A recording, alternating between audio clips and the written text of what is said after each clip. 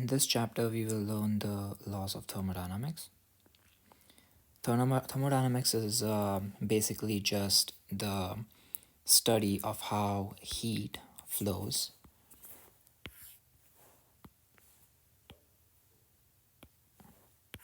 from one object to another. And when I say heat flows, I just mean when they are in thermal contact. So when two objects are touching each other, heat will flow via conduction. When two objects are in contact with each other, and there is, let's say, gas in between them, where the gas molecules can just travel between the two objects, there is going to be heat flow between them via convection.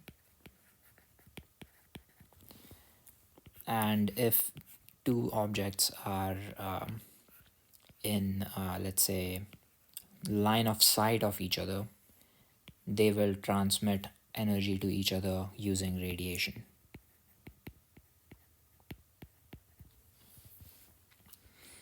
So there are certain rules that apply to thermodynamics, and these are definitely rules you already know about. Let's see what they are.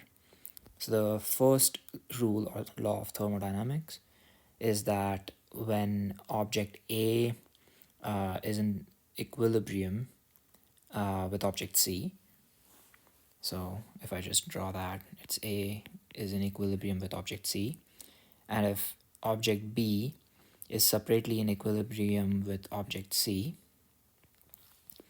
this would mean that A and B are in thermal equilibrium if you place them in contact. The second law of thermodynamics is that the change in a system's internal energy is related to the heat that it either absorbs or transmits, and also the work done by that particular system. The second law of thermodynamics is that when an object of different temperatures are brought into thermal contact, heat will only flow from the object with a higher temperature to the object with a lower temperature.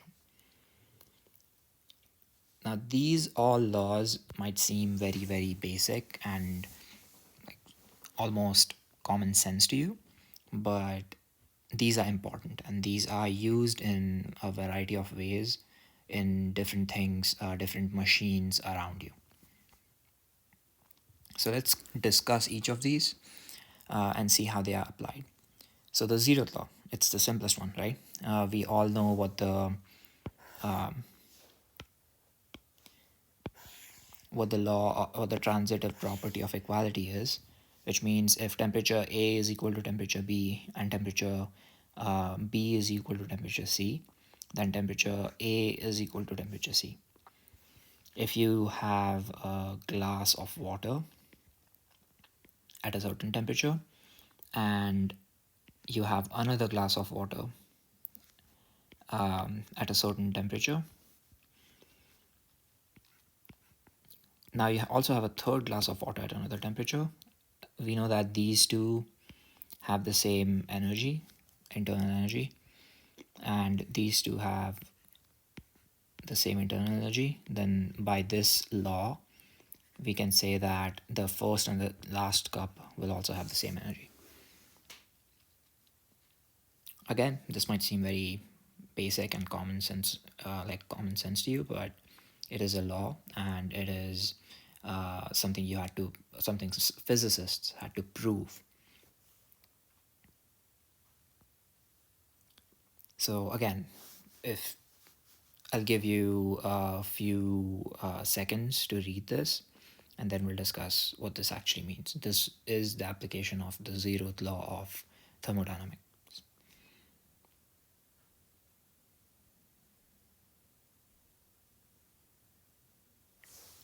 The answer is yes. Now it's yes because, again, if the glass of water is in thermal equilibrium with the ice cube and the water is in equilibrium with the glass, so here we're looking at three different objects. So your glass of water is object number one. Your ice cube is object number two, and this glass itself is object number three. All these three, if they have the same temperature, they are in thermal equilibrium, and they will have the same internal energies. So once the temperature settles, there won't be any further heat exchange between the three objects. That is the glass of water, the ice cube, and the water. Once it settles to T final, your Q, your delta Q is equal to 0.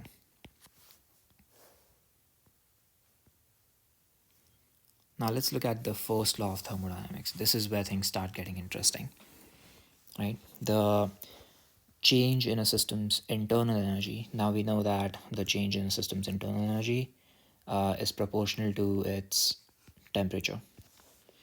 It is related to the heat Q and work W. Now what this means is delta U is also proportional to Q minus W, or it's also equal to Q minus W.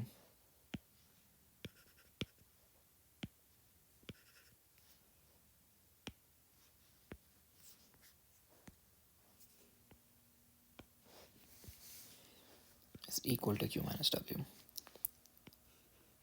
That this also means that if you put a certain amount of heat energy into a system, if this is my system, if you put heat energy into a system, that means the temperature will raise. So if you add a certain amount of Q energy, this leads to an increase in temperature. Or if you perform work on the system, this will also lead to an increase in temperature. We have seen this in the previous two chapters where we found out that heat actually performs mechanical work, and again, heat energy will increase the temperature of your object. And the heat energy, the system's internal energy is also related to its phase. So as you saw, the amount of energy required to change the phase of a certain object depends on its latent heat and its mass, right? So this also talks about the internal energy of the system. So one good example for this is water boiling, right? When the internal temperature energy of the system changes, that would mean that you either added some amount of energy or you performed work on it. When you're boiling water, you have to add heat energy to it. That's what increases the internal energy, also the temperature. So let's say your water is at 10 degrees Celsius, you add heat energy to it, and that brings the water temperature to 100 degrees Celsius. If you keep adding energy to it, you'll still have the temperature at 100 degrees Celsius, but now the phase changes from liquid to gas. That is also changing the internal energy of the system, right? Similarly, when water cools down, if you, let's say, have water at 10 degrees Celsius, if you remove heat from it, it'll go down to 0 degrees Celsius. And if you keep removing heat from it, what you will get is liquid converts to solid, and it'll still be at 0 degrees Celsius. This here you're removing energy from the system, and you are making the object colder. So negative Q will lead to a decrease in temperature. So there are different types of thermal processes that use this particular phenomena or law, right? The first one is engine. So what an engine does is it uses the energy that is stored in gasoline. When you burn gasoline, you are kind of exploding it inside a chamber, and that puts mechanical work on the walls of this chamber, right? And then this will lead to certain amount of movement in the system, and this movement is again the internal energy of gasoline converting into work, into mechanical work. And you all know what a gasoline engine does. It's used in a car, it is used in a generator, it's also used in some power plants. Another application of the first law of thermodynamics is a radiator, a very simple radiator, right?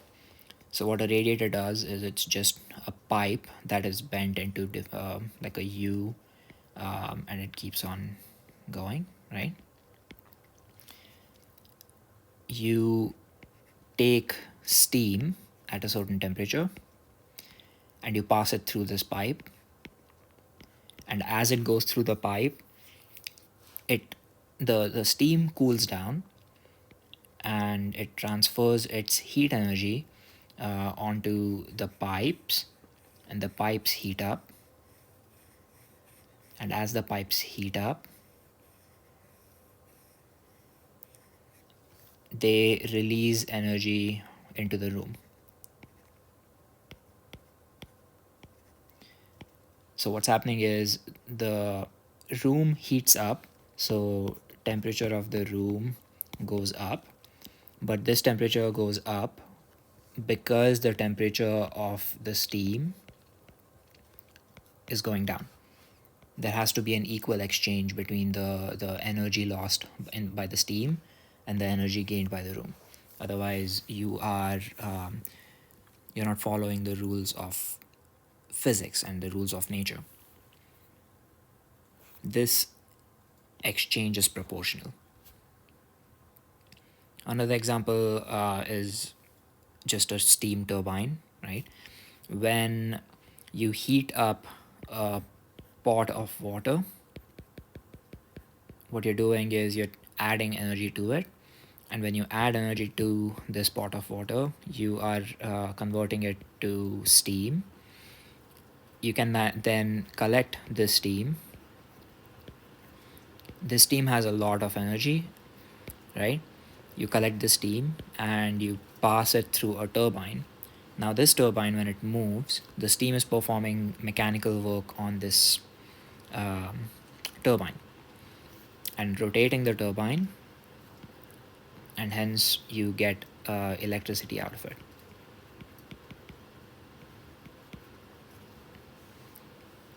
Again, you are using the heat energy, you're supplying heat energy to the system. Now, this system changes phase. Again, its internal energy increases, and when it passes through a turbine, it loses some energy. And then, once it passes through the turbine and produces electricity, it is at a lower energy and it cools down, and you get water again.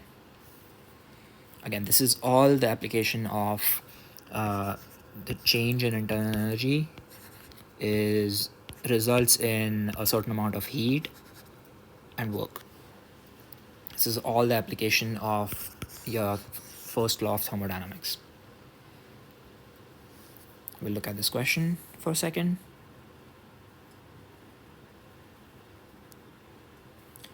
Here the answer is false, because this is common sense. We know that ice does not release heat.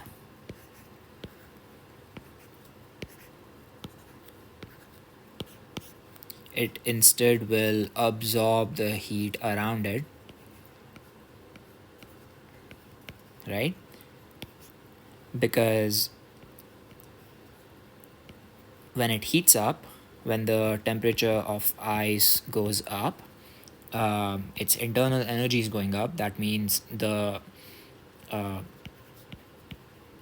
this particular heat energy is equal to QW, you either perform work on it or you add heat energy to it. So it will take energy away from you. So the answer is false.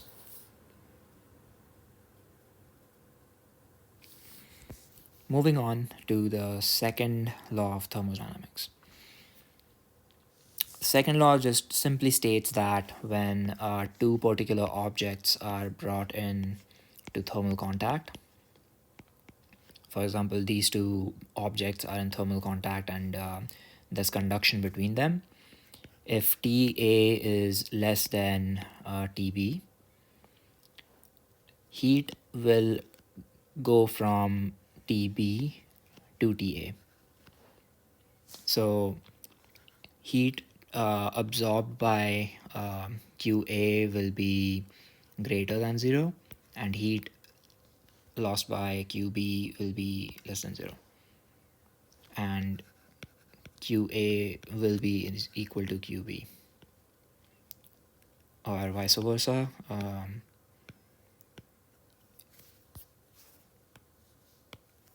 be equal to negative QB. Yes.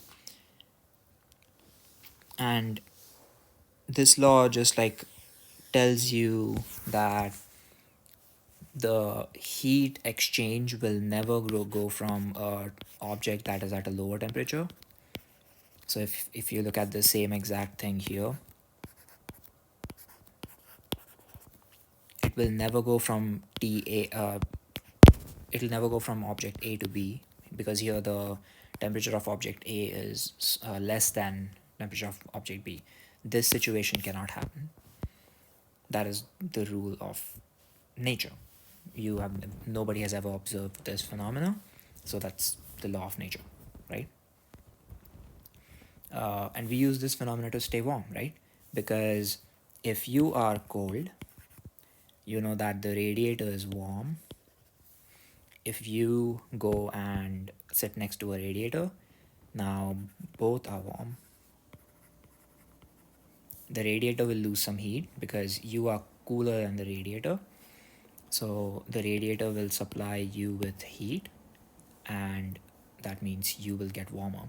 If the second law was not true, you would lose heat and the radiator would absorb heat. Now that does not happen, right? So we know that this is true. Again, there are multiple applications of the second law. And they are again similar to the applications of the first law, because all of these laws go hand in hand. They are not separate, they are not applied discretely, they all are applied apart at the same time, because you are applying the laws of nature when you apply physics, right? So the first application is just the radiator in your car.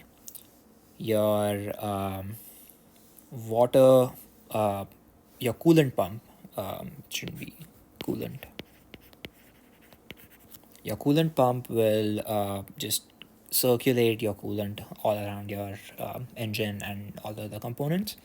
And what it will do is it will suck up, let's say, I'm trying to find where the engine is. All right, let's say if this is the engine, it is hot, so it will absorb energy from here and then take it to the radiator. Now the radiator is cooler, like the air it sucks up is cooler. So what will happen is um,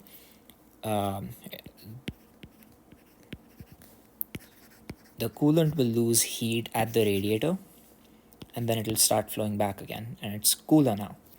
So it goes back to the coolant expansion tank, and here it is cool, and then it goes back to the engine, heats up again, goes to the coolant pump, and then goes to the radiator.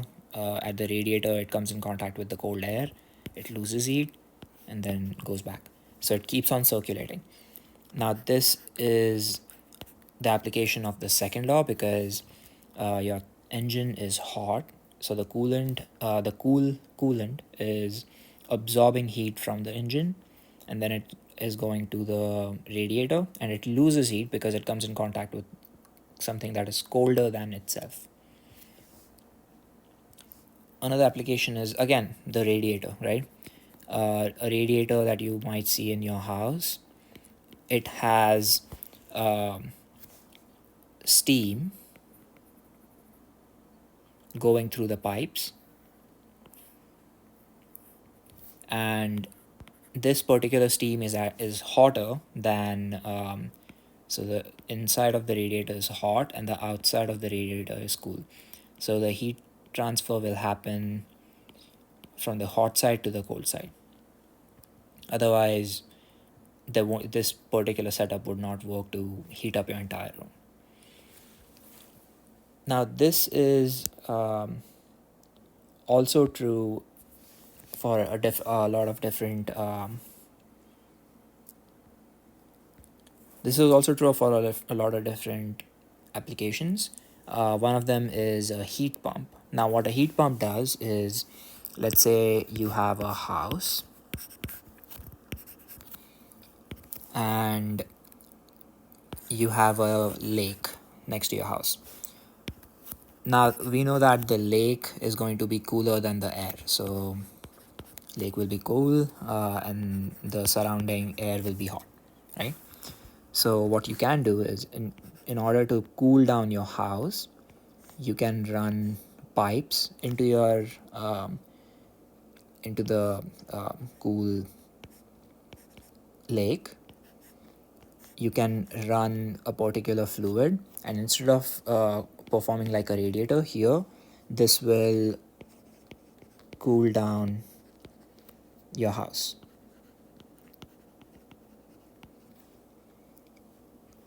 So what you're doing is you're taking the heat from your house and you're supplying it to the lake. So you're heating the lake up, but because the lake is such a huge lake, it is not going to heat up too much.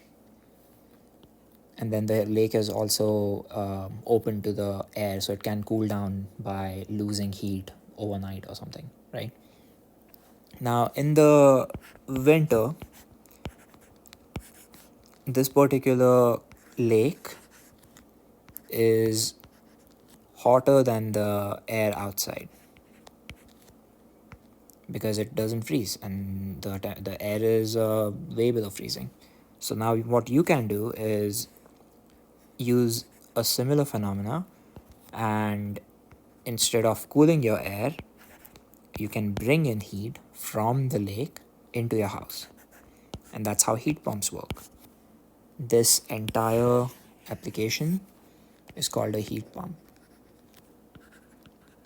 So all you're doing is you're moving heat from either your house to the lake, or you're moving heat from the lake to your house. And there are other smart things people have done by using different fluids. So they're not just using water and steam to do this. And that makes your heat pump more efficient. If you use a certain refrigerant, you can make it much cooler, make it much more efficient. Let's look at this question a little bit.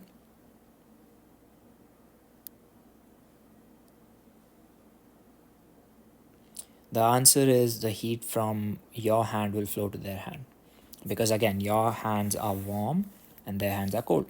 So the heat will flow from something that is hot to something that is cold. That's what our law of thermodynamics tells us. All right. Thank you for watching the video. Let me know if you have any questions. I will see you again on Thursday.